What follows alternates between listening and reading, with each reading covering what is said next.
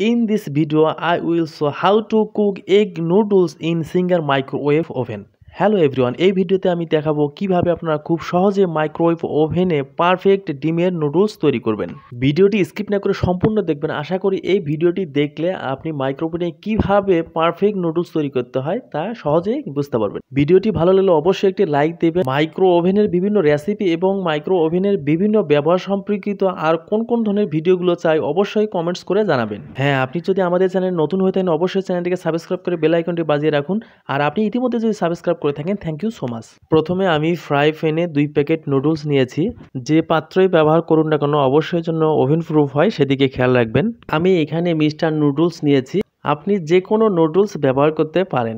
আমি এখন দিয়ে দিচ্ছি 2 কাপ পানি।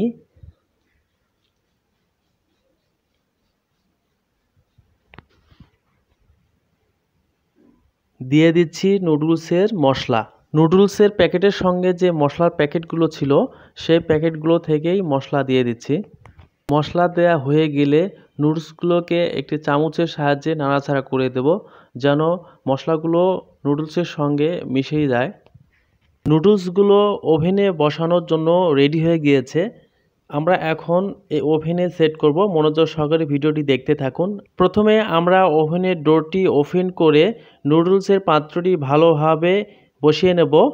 এমনভাবে বসাবো যেন কোনোভাবেই নুডলসের পাত্রটি ওভেনের বডির চারিদিকে কোথাও না লাগে, সেদিকে খেয়াল করে ভালোভাবে বসিয়ে নেব।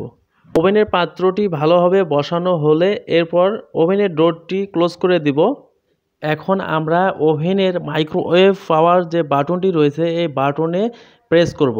এখানে প্রেস করলে বিভিন্ন পাওয়ার আসবে, তার মধ্যে হাই পাওয়ার যে পাওয়ারটি রয়েছে অর্থাৎ P100 সেই পাওয়ারটি সিলেক্ট করে নেব। এরপর টাইম সিলেক্ট করব।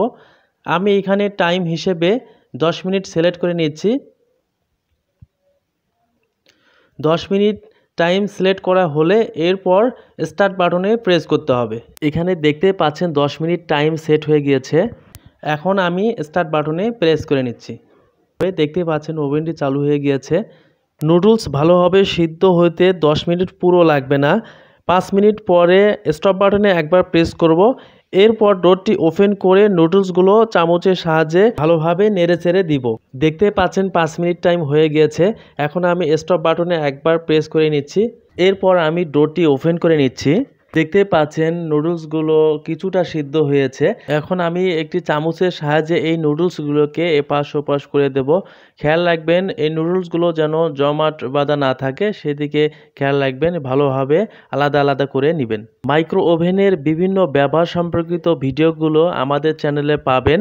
পিৎজা কিভাবে তৈরি করবেন, প্রিহিট কিভাবে সেট করবেন, ডিফ্রস্টিং সিস্টেম কিভাবে সেট করবেন, এই ধরনের বিভিন্ন ফাংশনগুলো সম্পর্কে অনেক ভিডিও রয়েছে, সেগুলো দেখার জন্য আমাদের চ্যানেলে ভিজিট করুন।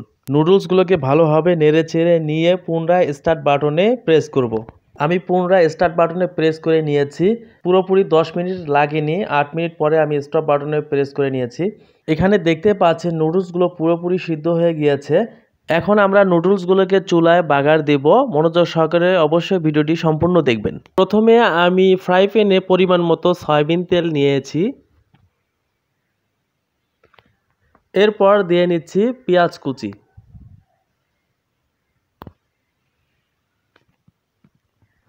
এর সাথে দিয়ে নিচ্ছি মরিচ কুচি। এখন আমরা পেঁয়াজ কুচিগুলোকে ভালোভাবে নেড়েচেড়ে নিব।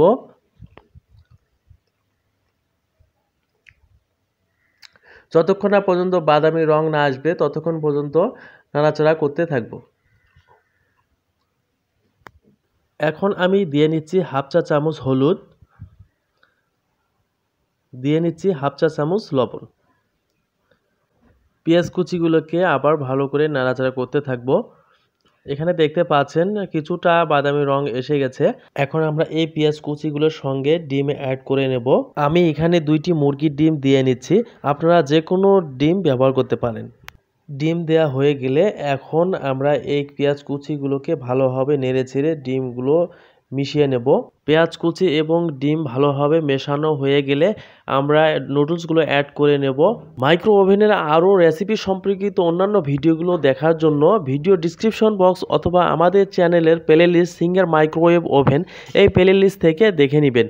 আরও কোনো ধরনের রেসিপি সম্পর্কিত ভিডিও চাইলে অবশ্যই কমেন্টস করে জানাবেন। দেখতে পাচ্ছেন পেঁয়াজ কুচিগুলো রেডি হয়ে গিয়েছে। এখন আমি নুডলসগুলো অ্যাড করে নিচ্ছি।